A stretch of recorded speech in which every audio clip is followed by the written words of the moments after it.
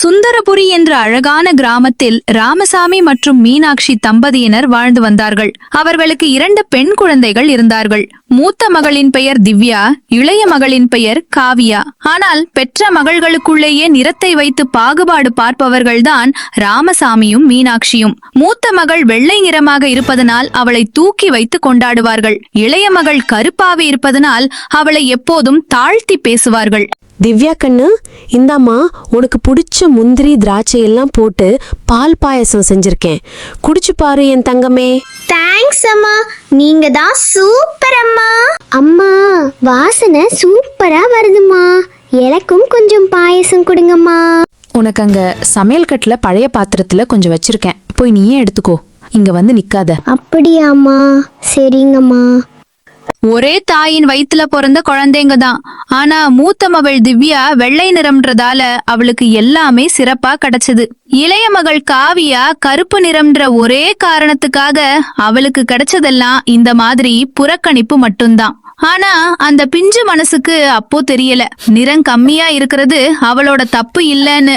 அப்பா, என்னோட ட்ரெஸ் எப்படி இருக்குன்னு சொல்லுங்க ப்ளீஸ். என்னோட மக திவ்யாவை பாரு மீனாட்சி, அப்படியே தேவதை மாதிரி மகாலட்சுமி மாதிரி இருக்கா. நம்ம குடும்பத்துக்கே இவதான் பெருமை சேர்க்க போறா. அப்பா, அக்கா தேவதை மாதிரினா நான் எப்படிப்பா இருக்கேன்? எனக்கு இந்த ட்ரெஸ் நல்லா இருக்காப்பா? நீயும் நல்லாதான் இருக்க. போ, பள்ளிக்கு நேரமாச்சு, கிளம்பு. பெத்த அப்பா தன்னை பாராட்டி பேச மாட்டாரான்னு ஏங்குன அந்த பிஞ்சு நெஞ்சுக்கு சலிப்புடன் சொன்ன அந்த ஒரு வார்த்தை ஈட்டி மாதிரி பாஞ்சது. தன்னை சுத்தி நடக்கிற எந்த பாரபட்சத்தையும் அவ வெளியில காட்டிக்கல. எல்லா வலிகளையும் தனக்குள்ளேயே பதச்சிக்கிட்டு அமைதியா வளர்ந்தா காவியா. ஏய் காவியா, இங்க பாரு, நான் எவ்வளவு பெரிய பிரைவேட் ஸ்கூல்ல படிக்கிறேன் தெரியுமா? ஆனா நீ ஒரு சாதாரண கவர்மெண்ட் ஸ்கூல்ல படிக்கிற. உன்னையெல்லாம் அப்பா அம்மாவுக்கு பிடிக்கவே பிடிக்காது, என்ன மட்டும்தான் பிடிக்கும். நான் தான் இந்த வீட்டுக்கு மகாராணி, நான் தான் அவங்களோட செல்லம், புரிஞ்சுதா? இல்லக்கா, அப்படிலாம் ஒன்றும் இல்லையே. அப்பா அம்மாக்கு என்னையும் தான் பிடிக்கும், நானும் மகாராணி தான். அடியே போடி பைத்தியக்காரி, போய் அப்பா அம்மா கிட்ட கேட்டு பாரு, அப்ப புரியும் உனக்கு. அப்பா ஒரு நிமிஷம் கேளுங்கப்பா. அக்கா இப்ப என்கிட்ட சொன்னாப்பா, என்ன மட்டும் எதுக்குப்பா கவர்மெண்ட் ஸ்கூல்ல படிக்க வைக்கிறீங்க? அக்கா மட்டும் ஏன் பிரைவேட் ஸ்கூல்ல படிக்கிறா? என்னை விட அக்காவுக்கு ஏன் எல்லாமே ஸ்பெஷலா செய்றீங்க? எதுக்குப்பா இந்த பாகுபாடு? ஏய் வாய மூடு, எதுக்கு இந்த பாகுபாடுன்னு கேக்குறியா? சொல்றேன் கேளு. திவ்யா பிறக்கும்போது எங்ககிட்ட செல்வமும் செழிப்பும் கொட்டி கிடந்தது. அவ அதிர்ஷ்டக்காரி. ஆனா நீ பிறந்ததுக்கு அப்புறம் எங்களுக்கு ஒரு செல்வமும் வரல, தரித்திரம் தான் மிஞ்சிச்சு. இப்போ எங்களால ஒரு பிள்ளைய மட்டும்தான் காசு கொடுத்து படிக்க வைக்க முடியும். அதனாலதான் அவளை பிரைவேட் ஸ்கூல்ல படிக்க வைக்கிறோம். உனக்கு இந்த கவர்மெண்ட் ஸ்கூலே அதிகம். நீ படிக்கிற படிப்புக்கு இதுவே போதும். போ, கிளம்பு இங்க இருந்து. இப்படியே பாரபட்சம் பார்த்த அப்பா அம்மா தன்னோட குழந்தை நிறத்தையும் பிறப்பையும் வச்சு அந்த பிஞ்சு மனசோட ஆசையும் படிப்பையும் கூட பிரிச்சு பார்த்தாங்க. அழுதுகிட்டே மனச கல்லாகிக்கிட்டு வளர்ந்தாள் காவியா. காலம் வேகமாக ஓடியது. 2 பெண்களும் வளர்ந்து திருமண வயதை அடைந்தார்கள். திவ்யாவின் திருமணம் கோலாகலமாக நடந்தது. அப்போ ராமசாமி இப்படி சொன்னாரு.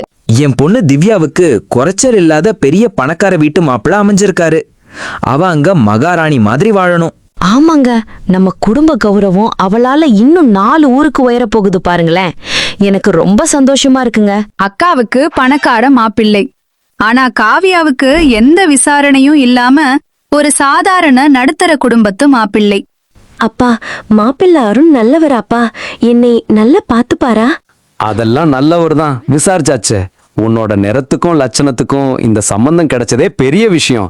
இது உனக்கு போதும், போயிட்டு வா. காவியா மனவேதனையோட தான் அந்த வாழ்க்கைக்குள்ள அடி எடுத்து வச்சா. ஆனா அவளுக்கு தெரியாது, கடவுள் அவளுக்கு கொடுத்த கணவன் அருண் பணக்காரன் இல்லைன்னாலும் தங்கமான குணம் கொண்ட ஒரு மனிதன்னு. ஆண்டுகள் கடக்கின்றன. ராமசாமிக்கும் மீனாட்சிக்கும் உடல்நிலை சரியில்லாமல் படுக்கையாய் இருக்கிறார்கள். தன் மகள் திவ்யாவிடம் உதவி கேட்போம் என்று நினைக்கிறார்கள். ஏங்க, உடம்பு ரொம்ப முடியலங்க, மாத்திரை வாங்க கூட காசு இல்ல. நம்ம செல்ல மகள் திவ்யாவுக்கு ஒரு ஃபோன் பண்ணி கேளுங்களேன். திவ்யாம்மா, அம்மாவும் நானும் படுத்த படுக்கையா கிடக்கோமா, காசுக்கும் கஷ்டமா இருக்கு, உடம்பு முடியல, கொஞ்சம் வந்துட்டு போமா. அப்பா, உங்களுக்கு எப்ப பார்த்தாலும் இதே வேலையா போச்சு. எனக்கு இங்க எவ்வளவு வேலை இருக்கு தெரியுமா? பிள்ளைங்களை ஸ்கூலுக்கு அனுப்பணும், வீட்டை பார்க்கணும், என் ஃப்ரெண்ட்ஸ் கூட பார்ட்டி இருக்கு. எனக்கு இப்ப வர நேரம் இல்ல. அடுத்த வாரம் பாப்போம். போனை வைங்க. அடுத்த வாரம் வர்றேன்னு சொன்னா திவ்யா, ஆனா அந்த வாரம் மாதங்கள் ஆச்சு. தான் சொகுசா வாழணும்னு நினைச்சாலே தவிர பெத்தவங்களோட பசியும் வலியும் அந்த வெள்ளை தேவதைக்கு தெரியாமலே போச்சு. அம்மா, என்னம்மா இப்படி உடம்ப கெடுத்துக்கிட்டீங்க? இந்தாங்க, மருந்து சாப்பிடுற நேரமாகிடுச்சு. முதல்ல இது குடிங்கம்மா.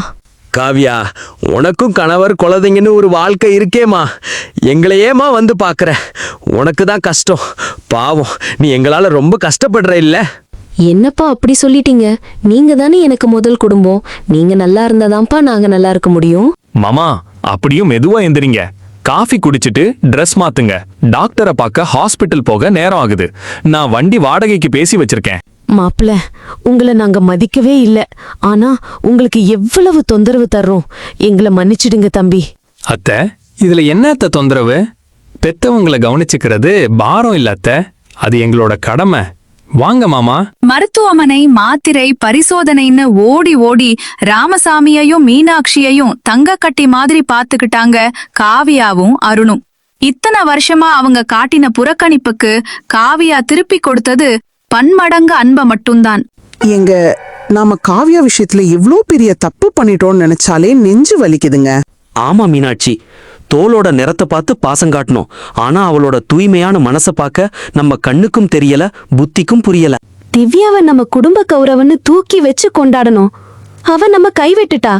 ஆனா நாம எப்போதும் தாழ்த்தி பேசின காவியா தான் இன்னைக்கு நம்ம கையை பிடிச்சு நம்ம உயிரை காப்பாத்திக்கிட்டு இருக்கா. காவியா, எங்களை மன்னிச்சிடுமா.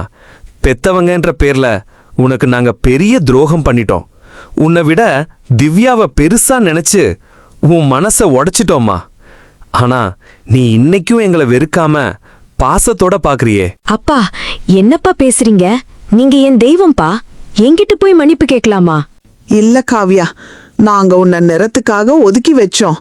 ஆனா நீ உன்னோட தூய்மையான அன்பால எங்களை ஜெயிச்சிட்டமா. எங்களை மன்னிச்சிடு. அம்மா, அப்பா, நீங்க என்ன ஒதுக்குனாலும் சரி, திட்டுனாலும் சரி, நான் உங்க ரத்தம் தானே, உங்க மகள் தானம்மா. எனக்கு உங்க அன்பு கிடைச்சா அதுவே போதும். அந்த நொடியில்தான் அந்த பெற்றோருக்கு உண்மை புரிந்தது. அழகு முகத்தில் இல்லை, தோலின் நிறத்தில் இல்லை, அன்பு நிறைந்த தூய்மையான இதயத்தில்தான் இருக்கிறது. இந்த உலகத்தில் இருக்கிற எல்லா உயிர்களையும் பிணைக்கிற ஒரு உன்னதமான உணர்வு தான் அன்பு.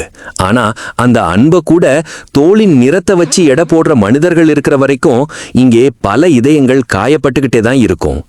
பெத்த மகள்களுக்குள்ளேயே நிறத்தை வச்சு பாகுபாடு பார்க்காதீங்க.